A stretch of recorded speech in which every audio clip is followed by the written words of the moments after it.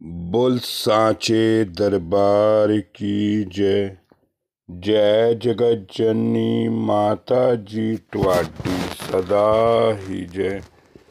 बोल मेरे दिल वाली सरकार की जय।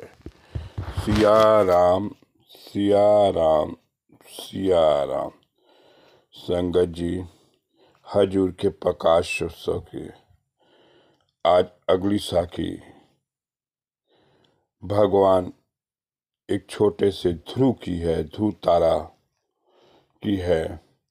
कैसे ध्रुव तारा की भक्ति को देखकर मेरे हजूर का मन भी भक्ति की ओर छोटी सी उम्र में चला गया। साखी शुरू करने से पहले एक अरदास है, आरजू है बस इतनी सी कि दीदार हो जाए तेरा सतगुरु। बीत जाए चाहे लाखों घड़ियां, पर हर घड़ी इन आँखियों में बस इंतजार हो तेरा। लाखों घड़ियां हमारी जिंदगी में बीतेगी, लेकिन हमें अपने गुरु का हमेशा इंतजार रहेगा कि गुरु हमको अपनी मन की आंखों से हमारे को देख लें। आइए संगत जी, साखी शुरू करते हैं ध्रुव तारे की। ध्रुव तारा सब जानते हैं कि वो छोटी सी उम्र में उन्होंने भक्ति की ओर चले गए थे। ध्रुव भक्त को अपनी सौतेली माँ की गोद में, जो कि जंगल से साधुओं के आश्रम में छोटों बच्चों के साथ जाकर बच्चों के कहने पर कि यह तेरा बाप है और यही तेरी माता है, बाप की गोदी में जाकर बैठा तो सौतेली माँ ने थप्पड़ मार कर उठा दिया और राजा कुछ न बोल सका। तो वापस जंगल में अपनी जन्मदाता माँ के पास आया, रोकर पूछा, माँ तू राजे की रानी नहीं है क्या? मैं राजा का बेटा नहीं हूँ? ध्रुव हंसदा घर आया, घर प्यार यो कुछ लीला, बाँव पकड़ उठलाया, मन बिच रोस मतराई न कीता। डंडो लिंका माँ पूछे स्वामी के सरिता, स्वाणी हाँ मैं जन्म दी, नाम न भक्ति करम दरिता। किस उद्यम के राज मिले, शत्रु दे सब होवे मिले, परमेश्वर आराध्य जिद्दू होए पदत पुनीता। बाहर चलिया कण तप मन बैरागी होए अतीत, नारद मुन उपदेश्या, नाम निधान अम्यो रस पीता। पीछो राते सदया अब चले राज करो नितिता, गुरुमुख हार चले जग जीता। है पुत्र मैं तो रानी हूँ, मैं नौकरानी नहीं हूँ।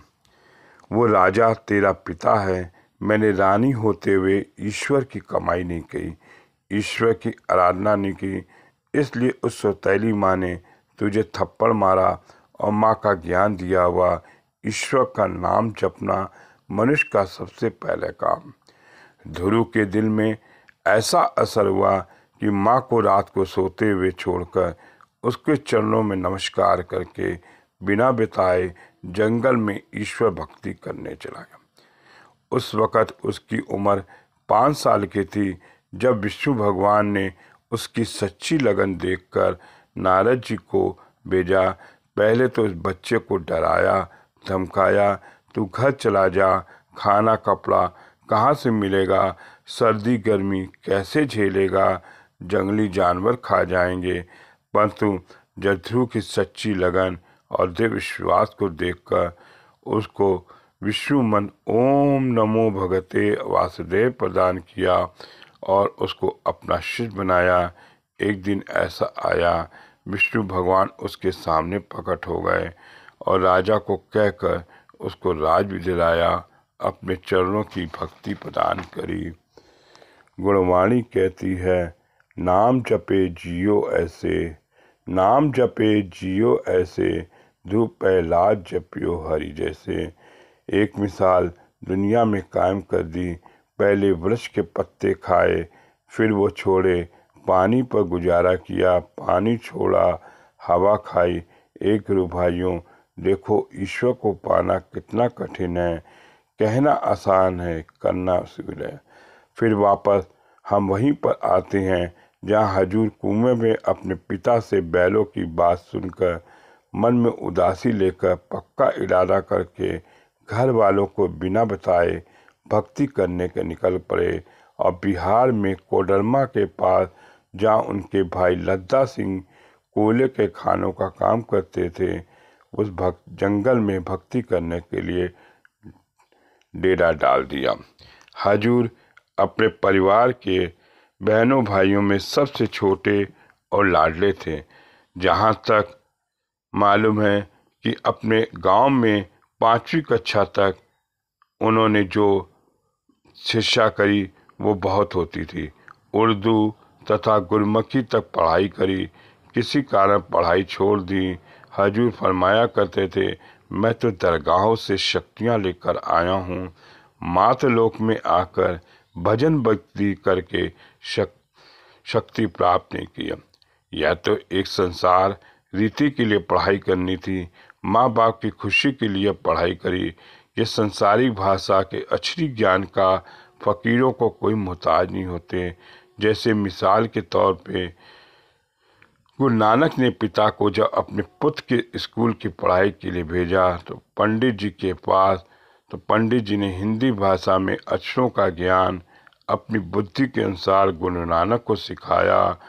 और आदि जन्म साखी में मैंने भी पढ़ा है कि 5 वर्ष की आयु तक गुरु नानक को अपने पढ़ाने वाले उस्ताद को से 18 अध्याय भगवत गीता संस्कृत में उच्चारण करके अर्थों सहित किया था। संगत जी, यहाँ मैं लिखना चाहता हूँ, जैसे गुरु नानक जी ने जितनी पढ़ाई करी वैसे ही मेरे हजूर जी ने उतना ही पढ़ाई।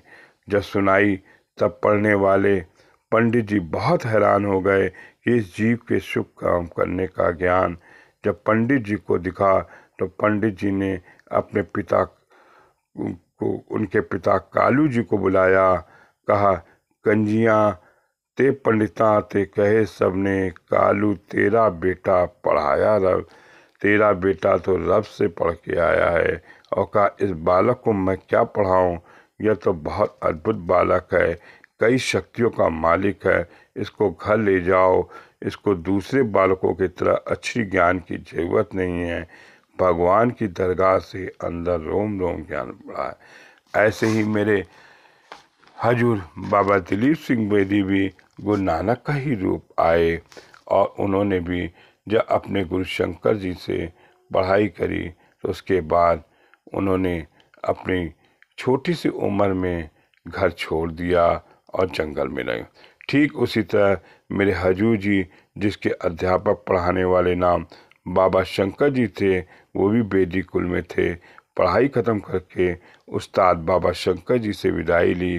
प्यार से बोले, मेरे उस्ताद जी, बाबा जी, मेरी कोई सेवा बताओ, जो आपने मेरी पढ़ाई करी है उसका बदला अदा कर सकूं।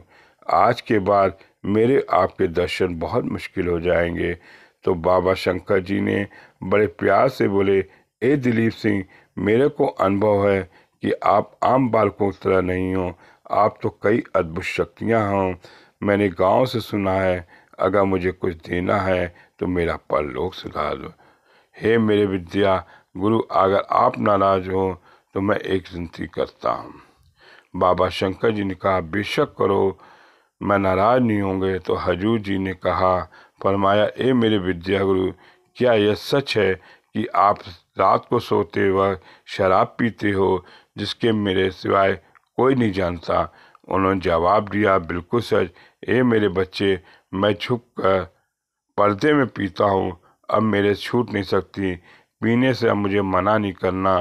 तो महाराज जी बोले, मैं मना नहीं करता, केवल इतना ही चाहता हूँ कि आप शराब पियो, लेकिन पाँव में घुंघरू बांधकर कमरा बंद करके गुरु नानक जी का ध्यान मस्ती में करना और नाचना, फिर सिर्फ तय करना, पहले गुण गायो, फिर नाचते नाचते जब थक जाए तो मेरी शकल को बसा आँखों में बसा कर सो जाओगे।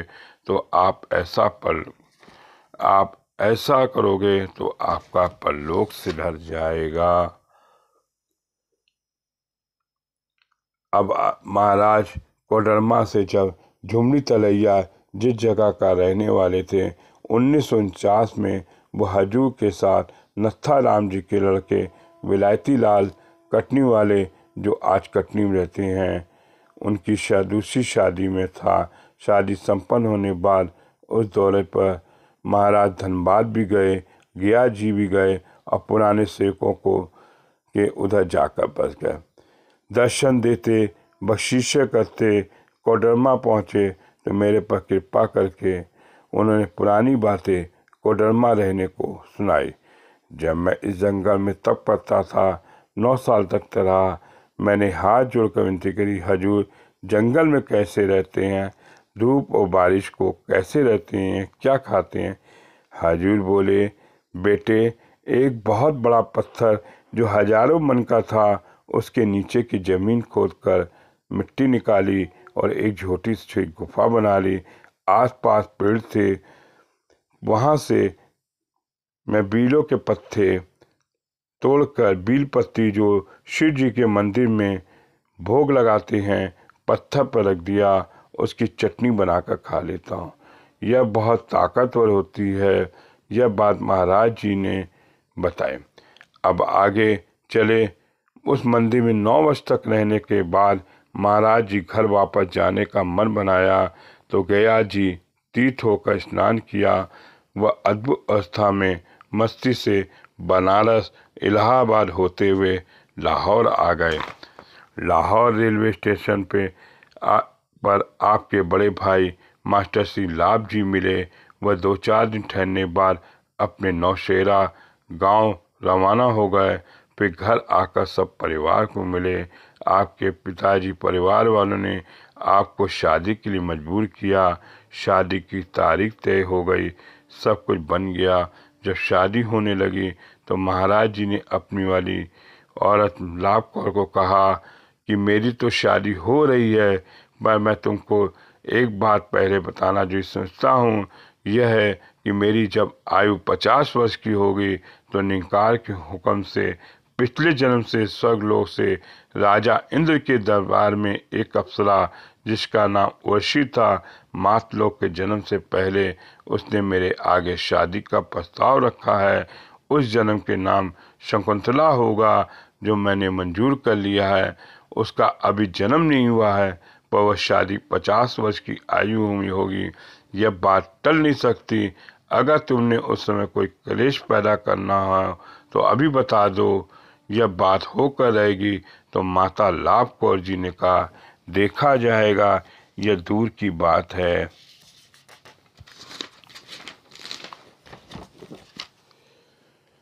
और हजूर के रिश्तेदार में थे तो महाराज जी ने फिर अपनी आत्मा से जवाब दिया, मेरी दूसरी शादी जब होगी उसके 7 साल बाद आपकी मौत हो जाएगी। 7 साल तक आप इकट्ठी रहेंगी। उन्होंने कहा, देखो, जब माता लाभ कौर जी और महाराज जी की शादी संपन्न हुई, जिसके बाद महाराज जी ने अपने गांव में किसी से साथ मिलकर कपड़े की दुकान की और कभी बेदी होने के नाते अपने सेवकों को दर्शन देने जाते, तो आपके पिता पुरखी रिवाज था। उससे संगत जी 2 लड़कियां द्रौपदी और सुमित्रा, एक साहबजादा जसवंत सिंह महाराज जी हुए। 3 बच्चे पैदा हुए। दोनों लड़कियां 11 और 13 वर्ष की आयु के आसपास संगत जी मृत्यु हो गई थी। बाकी हाल दूसरी साखी में आएगा। हजूर बाबा जसवंत सिंह बेदी माता लाभ कौर जी के पुत्र थे। आगे संगत जी जब अगली साखी होगी तो मैं जरूर आपके सामने रखूंगा। बोल सांचे दरबार की जय। जय जगत जननी माता जी तुम्हारी सदा ही जय। बोल मेरे दिल वाली सरकार की जय। सिया राम सिया राम सिया राम।